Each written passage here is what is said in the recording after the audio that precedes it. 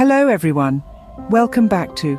Today we're delving into the fascinating world of thermodynamics, exploring the concepts of thermal equilibrium and the zeroth law. So grab your metaphorical seatbelts, it's about to get warm in here.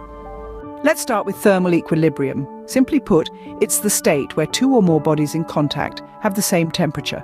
No heat flows between them, making them, well, thermodynamically happy neighbors. Just imagine your morning coffee cooling down to room temperature, finding that perfect harmony where it no longer transfers heat to its surroundings. That's thermal equilibrium in action. Now, let's meet the VIP of thermal dynamics, the zeroth law. This law laid the groundwork for temperature measurements and is the reason why we have those nifty thermometers. The zeroth law states that if two systems are each in thermal equilibrium with a third system, then they're in thermal equilibrium with each other. Sounds like a cosmic friendship pact, doesn't it? Think about it like this.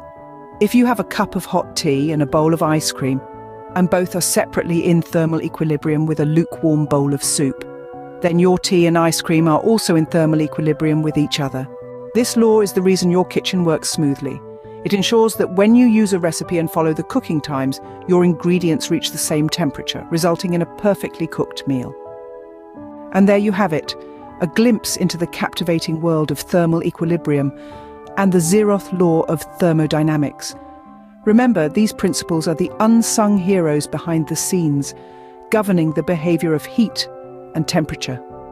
If you enjoyed this video, don't forget to like, share and subscribe for more science adventures. Until next time, stay curious and stay thermodynamically balanced.